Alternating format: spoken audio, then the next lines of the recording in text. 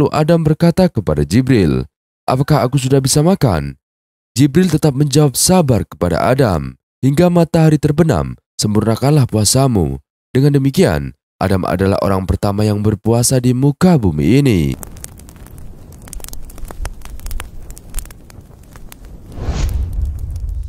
Assalamualaikum warahmatullahi wabarakatuh. Sahabat beriman yang dirahmati Allah Subhanahu wa taala. Selama 40 tahun semenjak terusir dari surga dan tinggal di bumi, Nabi Adam alaihissalam tidak pernah makan. Ia tidak tahu harus makan apa. Dan Nabi Adam juga telanjang sampai kemudian malaikat Jibril memberi kain wol hasil tenunan Hawa.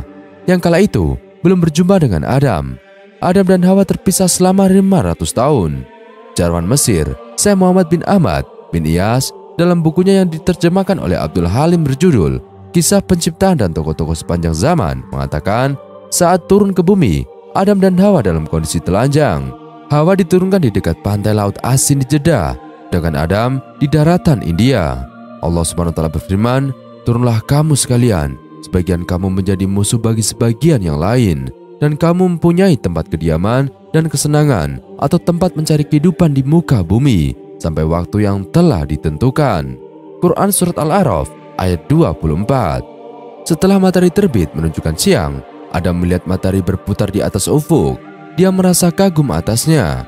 Ketika matahari mulai meninggi, sinarnya membakar Adam karena dia telanjang dan tidak berpenutup kepala. Jibril menghampirinya dan Adam mengadukan hal itu kepadanya. Maka Jibril mengusap-usap kepala Adam dengan tangannya, maka tingginya berkurang kira-kira 35 siku. Qatada mengatakan, apabila Adam merasakan haus, dia minum dari air yang ada di awan. Diriwayatkan bahwa ketika rambut Adam mulai tumbuh di kepalanya dan kuku-kukunya mulai memanjang, Jibril datang kepadanya seraya memotong rambut dan kukunya. Kemudian rambut dan kukunya dikubur di dalam tanah. Dari timbunan tersebut, Allah menumbuhkan kurma. Oleh karena itu dikatakan, muliakanlah paman-pamanmu. Kurma. Ibnu Abbas mengatakan, Adam tinggal di bumi selama 300 tahun dalam keadaan belum pernah mengangkat kepalanya ke langit karena malu kepada Allah. Dia terus-menerus menangis selama 200 tahun. Dari air matanya tumbuh menjadi rerumputan dan menjadi minuman burung-burung dan binatang-binatang liar. Kemudian Nabi Adam alaihissalam mengadu kepada Jibril tentang persoalan telanjang dan panasnya matahari. Lalu Jibril pergi menemui Hawa dengan membawa kibas dari surga. Dia potong bulunya, kemudian dia serahkan bulu tersebut kepada Hawa. Diajarkan Hawa bagaimana cara memintal wol. Setelah melihatnya, Hawa bisa memintalnya. Lalu Jibril mengajarkan kepada Hawa bagaimana cara menenunnya. Ditenunnya wol itu menjadi sebuah mantel. Hasil mantelnya dibawa oleh Jibril pergi kepada Adam dan dipakaikan kepadanya untuk menutup badannya. Jibril tidak mengatakan bahwa mantel tersebut buatan Hawa. Dan berikutnya, Adam mengadu karena lapar, sebab dia telah tinggal selama 40 tahun dan belum pernah makan dan minum. Jibril pergi dan datang lagi dengan membawa 2 kerbau dari surga. Yang satu berwarna hitam, satunya lagi berwarna merah. Jibril mengajarkan kepadanya bagaimana cara mengolah tanah. Setelah diajari, mulailah Adam membajak. Kemudian Jibril membawakan segenggam benih gandum dan mengajarkan bagaimana cara menanamnya. Setelah tahu, mulailah Nabi Adam menanamnya. Ketika Adam sedang sibuk membajak tanah, tiba-tiba salah satu dari 2 kerbau itu diam. Adam memukulnya dengan pecut yang ada di genggaman tangannya. Allah menjadikan kerbau itu bisa berbicara dan sehingga ia berbicara kepada Adam. "Mengapa engkau memukulku?" Adam menjawab, "Karena engkau membangkang kepada aku." Dengan tenang, kerbau itu berkata kepada Adam, "Betapa lembutnya Allah kepadamu, karena dia tidak memukulmu ketika engkau membangkang kepadanya." Akibat omongan kerbau ini, Adam menangis seraya berkata, "Wahai Tuhanku, semua benda mengejekku, hingga binatang-binatang sekalipun." Atas kejadian ini, Allah menyuruh Jibril untuk mengusap lisan binatang agar tidak bisa berbicara. Dahulunya, sebelum Adam diturunkan ke bumi, binatang-binatang bisa berbicara. Setelah Adam menanam, ketika itu juga gandum itu tumbuh, bertangkai, dan pada hari itu juga berbuah. Kemudian Adam diajari bagaimana cara memanen. Setelah tahu, dia mulai memanen, menebah, dan menampi di udara. Adam berkata kepada Jibril, apakah aku sudah bisa makan? Jibril menjawab, sabar. Kemudian Jibril mengambil 2 buah batu dari gunung. Kemudian dipakaikannya batu itu untuk menggiling sampai gandum itu menjadi tepung. Nabi Adam alaihissalam berkata kepada Jibril, apakah aku sudah bisa makan? Jibril menjawab, sabar. Lalu Jibril pergi dan membawakan sepercik api dari neraka jahanam setelah merendamnya di dalam air sebanyak 7 kali. Sebab kalau tidak tentu percikan api itu membakar bumi dan makhluk yang ada di sana. Kemudian Jibril mengajarkan kepada Adam cara membuat roti. Setelah itu, setelah tahu, mulailah Adam membuat roti. Lalu Adam berkata kepada Jibril, apakah aku sudah bisa makan?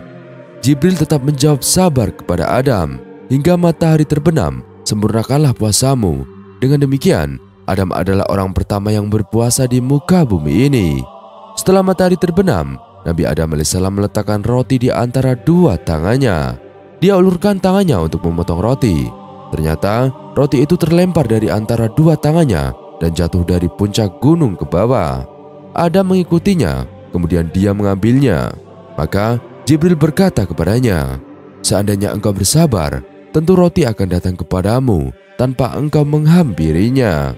Diriwayatkan bahwa setelah Adam memakan beberapa potong dari roti tersebut, dia menyimpan potongan roti untuk malam berikutnya. Kemudian Jibril berkata kepadanya, seandainya engkau tidak melakukan hal itu, tentu tidak akan ada anak cucumu yang menyimpan atau sesuatu untuk waktu yang akan datang. Karena Adam melakukannya, maka hal itu menjadi kebiasaan anak cucu Adam. Menurut sebuah riwayat, setelah Adam memakan roti tersebut, dia merasa haus dan kemudian diberi minum air.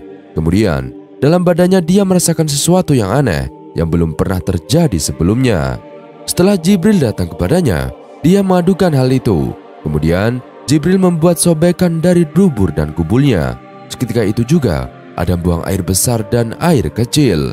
Ibnu Abbas radhiyallahu anhu mengatakan, apabila Adam lapar, dia lupa kepada Hawa, dan apabila kenyang, dia mengingatnya. Suatu hari, dia berkata kepada Jibril, wahai Jibril, apakah Hawa masih hidup ataukah sudah mati? Jibril menjawab, dia masih hidup dan keadaannya lebih baik daripada engkau. Sebab dia berada di pinggir laut atau pantai, dia bisa mencari ikan dan memakannya.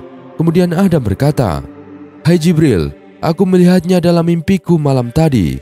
Jibril berkata, wahai Adam, bergembiralah, Allah memperlihatkan Hawa kepadamu semata-mata karena hal itu menunjukkan sebentar lagi engkau bakal berkumpul bersamanya.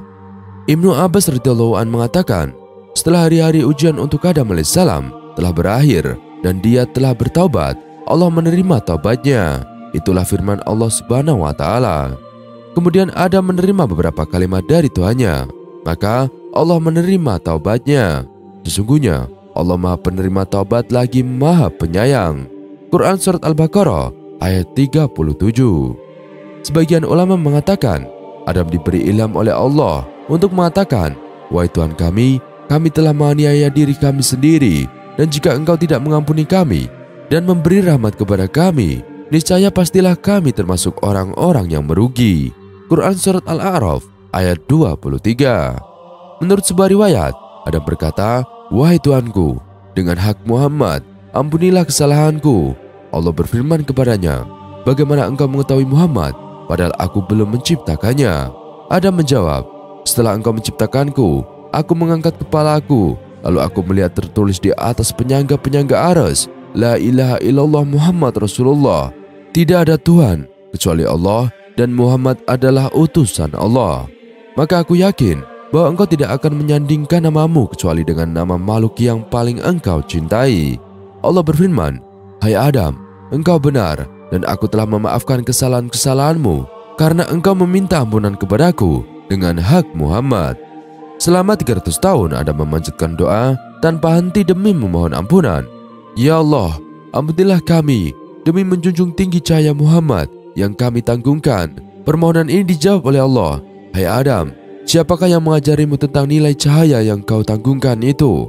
Adam alaihissalam menjawab, ya Allah, setelah engkau memberiku ruh dan mengajariku tentang seluruh nama-nama dan panggilan, ke arah manapun aku menyaksikan bahwa nama dan panggilan wujud tersebut ada di samping asma dari dirimu yang maha suci, sehingga aku sadar bahwa dialah alasan penciptaan dunia ini.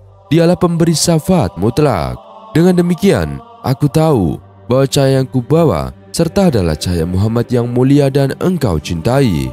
Karena dia adalah rahmat bagi semesta alam, maka Muhammad adalah rahmat untukku juga. Itulah mengapa aku memohon, kiranya engkau berkenan mengampuni kami demi menjunjung tinggi cahaya itu. Sebagai penegasan, kemudian Adam alaihissalam mendengar Allah Subhanahu wa taala berfirman kepadanya, walaupun dosa seseorang itu sebanyak butir-butir pasir di seluruh bumi ini, walaupun sebesar gelombang di samudra dan sebanyak atom di alam semesta ini, aku akan mengampuninya, meskipun dia adalah orang yang paling rendah di antara hamba-hambaku dan bukan nabi sebagaimana engkau. Asal saja dia memohon ampunanku demi menjunjung tinggi Muhammadku dan memohon syafaat dari dia yang aku cintai, aku akan mengangkat hamba yang paling rendah. Sahabat beriman yang dirahmati Allah Subhanahu wa taala, dan inilah kisah perjumpaan Adam dan Hawa. As-Salabi mengatakan, kemudian Allah mewahyukan kepada Adam, pindahlah dari negeri Hindi atau India ke Mekah, tawaflah di sekitar tempat Baitullah dan mintalah pengampunan dariku, tentu aku akan mengampuni kesalahanmu. Diriwayatkan bahwa Allah Ta'ala menurunkan yakut merah dari surga, besarnya sebesar Ka'bah, jatuhnya di tempat batu karang putih yang menjadi sumber memanjangnya bumi. Di dalamnya ada lilin-lilin yang menyinarkan cahaya. Kemudian Allah mengutus seseorang malaikat kepada Adam untuk menuntun dan menunjukkan ke jalan menuju Mekah. Bersamaan dengan itu, untuknya dia menurunkan tongkat dari pohon kayu, salah satu jenis pepohonan di surga yang panjangnya 20 siku. Adam berjalan dan bumi dilipatkan untuknya. Setiap tempat yang terinjak oleh kakinya menjadi sebuah kampung. Dan setelah Adam memasuki Mekah, Allah mewahyukan kepadanya untuk tawaf di tempat yang akan menjadi Baitullah tersebut. Dia mengerjakan tawaf sebanyak 7 kali tanpa memakai penutup kepala dan bertelanjang. Itulah sunahnya ibadah haji. Setelah Adam mengerjakan itu, Allah mengampuni kesalahannya dan menerima taubatnya. Tawafnya menjadi pelebur dosa. Rasulullah bersabda, iblis terlaknat berkata, wahai Tuhanku, sesungguhnya hamba-hambamu itu mengherankan. Mereka mencintaimu dan bermaksiat kepadamu. Mereka benci kepadamu dan menaatiku.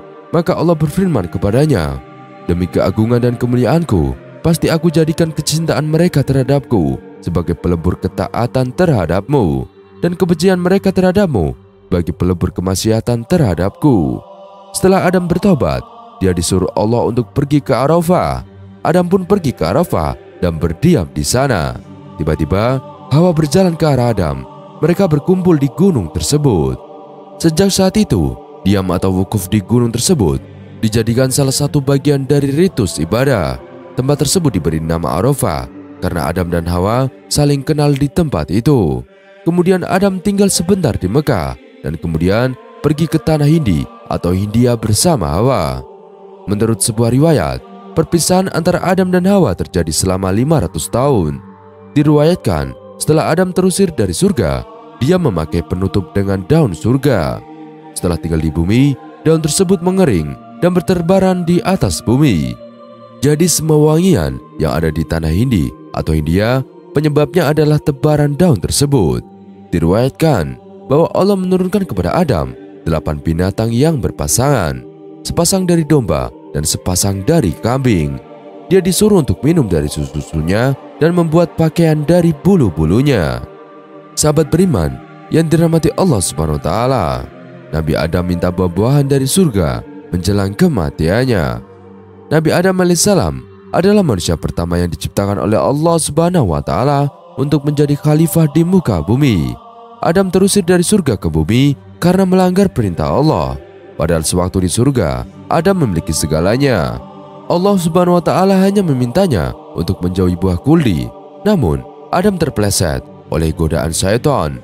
Nabi Adam menjajal buah kuldi. Setelah itu, Adam dan Hawa diturunkan ke bumi dalam kondisi terpisah. Wahai Adam, tinggallah engkau dan istrimu di dalam surga dan makanlah dengan nikmat atau berbagai makanan yang ada di sana sesukamu. Tetapi, janganlah kamu dekati pohon ini, nanti kamu termasuk orang-orang yang zalim. Surat Al-Baqarah ayat 35.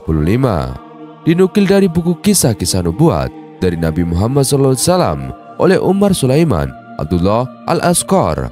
Ketika kematian akan menjemputnya, Nabi Adam alaihissalam menginginkan buah-buahan surga. Ini menunjukkan rasa cinta Adam kepada surga dan kerinduan untuk kembali ke sana. Bagaimana Adam tidak merindukan surga, sementara ia pernah tinggal di sana, melihat kenikmatannya dan merasakan kenikmatan-kenikmatan surga dalam beberapa lama. Mungkin Adam menginginkan buah-buahan surga karena sudah merasa ajalnya kian dekat. Tulis Umar Sulaiman dalam bukunya yang diterbitkan oleh Ummul Qura tahun 2017. Sebagian hadis menunjukkan Nabi Adam mengetahui jumlah tahun-tahun usianya dan ia menghitung secara cermat tahun-tahun usianya yang telah berlalu, sehingga tampak bahwa Adam sudah mengetahui tahun-tahun usianya telah berlalu dan tidak lama lagi akan beralih ke negeri akhirat. Adam juga sadar anak-anaknya tidak akan mampu memenuhi keinginannya, yaitu mengambilkan buah-buahan dari surga. Bagaimana mungkin mereka bisa sampai ke surga dan memetik buah-buahan surga? Anak-anak Nabi Adam juga menyadari mereka tidak akan mampu memenuhi keinginan ayahnya memetik buah-buahan dari surga. Namun, bakti kepada ayah membuat mereka rela berkeliling untuk mencarikan keinginan ayah mereka. Saat anak-anak Adam mencari buah-buahan, jumlah malaikat mendatanginya dengan membawa peralatannya yang diperlukan untuk mengurus dan mengubur jenazah. Para malaikat tersebut membawa kain kafan, kamber, kapak, cangkul dan keranjang atau dari kaum kurma yang diperlukan untuk menggali liang kubur.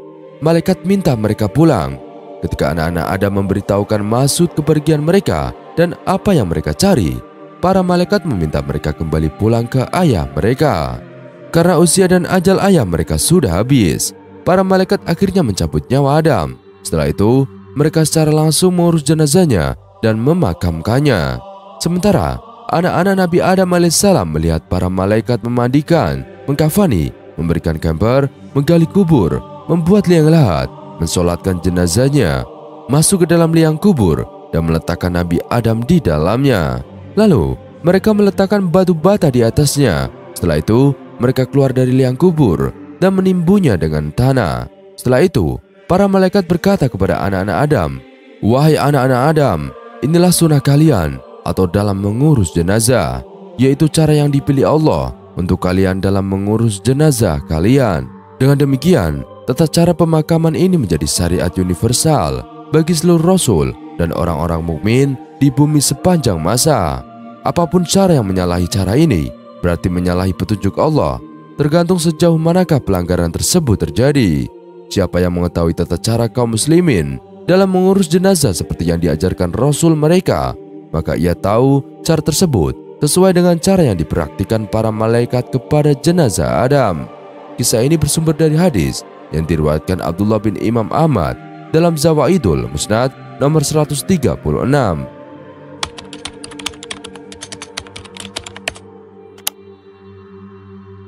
Nabi Adam alaihissalam wafat dalam kondisi istimewa. Menjelang ajal menjemputnya, ia sempat meminta anaknya untuk mencarikan buah surga. Kisah ini diriwayatkan oleh Ubay bin Ka'ab seperti diceritakan Syekh Hamid Ahmad At-Thahir Al-Basuni dalam Sahih Qasasil Quran yang diterjemahkan oleh Muhyiddin Masrido dan Muhammad Khalid Al-Sori. Ubay berkata dengan memarfukannya kepada Nabi SAW. Ketika Nabi Adam alaihissalam akan wafat, dia berkata kepada anak-anaknya, "Wahai anakku, sesungguhnya aku ingin sekali makan buah surga." Perawi hadis tersebut melanjutkan, mendengar perkataan ayahnya, mereka atau anak Adam alaihissalam pun pergi mencarikan buah surga yang diinginkan ayahnya. Dalam pencariannya itu, mereka berjumpa dengan malaikat yang sedang membawa kain kafan dan ramuan obat untuk membalsem mayat. Mereka juga membawa kapak dan keranjang. Malaikat lalu berkata kepada anak Adam alaihissalam, "Wahai anak Adam, apa yang kalian inginkan dan apa yang kalian cari?" Anak Adam alaihissalam menjawab, "Ayah kami sakit dan ingin sekali memakan buah surga." Malaikat lalu berkata kepada mereka, "Kembalilah kalian, karena ayah kalian tidak lama lagi akan meninggal dunia." Malaikat kemudian mendatangi rumah Nabi Adam alaihissalam. Ketika Hawa melihat mereka, dia langsung menggandeng Adam alaihissalam. Lantas Adam alaihissalam pun berkata, "Menjauhlah dariku, sesungguhnya aku ada sebelum kamu, maka biarkanlah aku dengan malaikat dan Tuanku." Setelah itu, malaikat lalu mencabut nyawanya. Anak-anaknya kemudian memandikan, mengafani, dan molesnya dengan balsam, menggalikan lubang, dan menyolatinnya, lalu memasukkan ke dalam kuburan dan menutupinya dengan tanah. Malaikat kemudian berkata, "Wahai anak Adam, inilah sunnah kalian." Hadis riwayat Al-Hakim, dan dia mengatakan hadis ini sahih dan disepakati oleh Az-Zahabi. Ibnu Katsir mengatakan isnadnya sahih kepadanya. Syekh Muhammad At-Thair Al-Basuni menjelaskan, ada perbedaan pendapat mengenai tempat dikuburkannya Nabi Adam alaihissalam. Namun, menurut pendapat yang masyhur, dia dikebumikan di gunung yang terletak di wilayah India, tempat di mana dia diturunkan ke bumi. Keberadaan Nabi Adam alaihissalam setelah wafat menurut sebuah hadis yang dikeluarkan Al-Bukhari dalam Bad'ul Khalaq dan Muslim dalam Imam dari Anas tentang hadis Miraj, bahwa Nabi Shallallahu Alaihi Wasallam bersabda, "Kemudian tanganku dipegang Jibril dan aku dinaikkan ke langit dunia. Jibril berkata kepada penjaga langit dunia, 'Bukalah.' Penjaga itu bertanya, 'Siapa ini?' Jibril menjawab, 'Ini Jibril.' Penjaga pintu itu bertanya, 'Apakah engkau bersama seseorang?' Jibril menjawab, 'Iya, saya bersama Muhammad SAW. Penjaga langit bertanya lagi, 'Apakah Allah mengutusmu kepadanya?' Jibril menjawab, 'Iya.' Maka pintu pun dibukakan. Nabi Muhammad SAW bersabda, 'Ketika kami berada di langit dunia, ternyata ada orang yang di sebelah kanannya dan di sebelah kirinya.' Beliau bersabda, 'Apabila dia menoleh ke kanan, dia tertawa, dan apabila dia menoleh ke kiri, dia menangis.' Dia berkata, 'Selamat datang wahai Nabi yang soleh dan anak yang soleh.' Beliau bersabda, 'Saya bertanya, wahai Jibril, siapakah orang ini?' Jibril menjawab, 'Ini Adam alaihissalam, dan di sebelah kanan dan di kirinya adalah keturunannya. Yang di sebelah kanan adalah penghuni surga, dan yang di sebelah kiri adalah penghuni neraka. Apabila menoleh ke kanan dia tertawa, dan apabila menoleh ke kiri dia menangis.'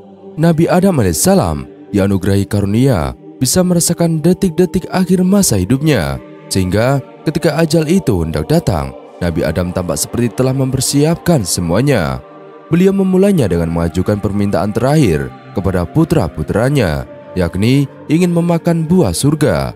Permintaan ini sulit bila harus dimaknai secara harfiah, karena di alam dunia yang serba fana ini, buah surga mustahil ditemukan. Sebab itulah, ada ulama yang menafsirkan bahwa permintaan akan buah surga merupakan isyarat bahwa Nabi Adam alaihissalam tengah dilanda rindu akan kebahagiaan surgawi yang penuh dengan beliau tinggali sebelum turun ke bumi. Inilah sinyal bahwa kewafatan beliau semakin dekat. Meski demikian, sebagai anak berbakti, para putra Nabi Adam tetap berangkat mencarikan buah surga. Namun, tak jauh usai meninggalkan sang ayah, perjalanan mereka dihadang oleh sejumlah lelaki. 'Wahai anak-anak Adam, apa yang kalian cari? Atau apa yang kalian mau? Dan kemana kalian mau pergi?' Mereka menjawab, 'Bapak kami sedang sakit. Beliau ingin makan buah dari surga. Pulanglah, karena ketetapan untuk bapak kalian telah tiba.' Pinta para lelaki itu ternyata adalah para malaikat yang sedang menjelma manusia. Di tangan mereka sudah tersedia kafan, wewangian, serta sejumlah perangkat yang lazim yang diperlukan untuk menggali kubur. Para malaikat itu datang. Hawa melihat dan mengenali mereka, maka ia pun berlindung kepada Nabi Adam alaihissalam. Para malaikatlah yang mencabut nyawa Nabi Adam, lantas memandikannya, mengkafaninya, memberinya wangian, menyiapkan liang lahat, dan juga mensolatinya. Selanjutnya, mereka turun ke kuburnya, memasukkan jenazah Nabi Adam ke dalam, lalu mereka meletakkan bata di atasnya. Usai naik ke atas kubur, mereka pun menimbunya dengan batu, dan mereka berseru, 'Wahai anak cucu Adam, ini adalah sunnah kalian.'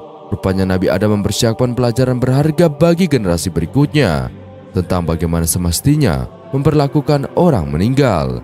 Manusia tak hanya dihormati ketika masih hidup, tapi juga saat mereka mati.